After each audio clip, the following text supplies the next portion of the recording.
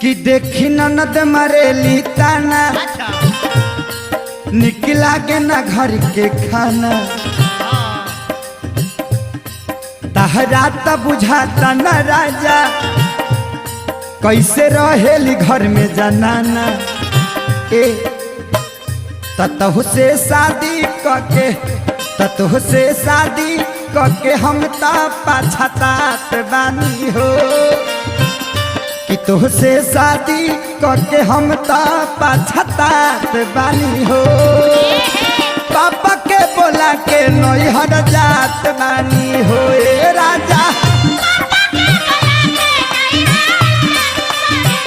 ए राजा पापा के बोला के नैहर जात बानी हो ए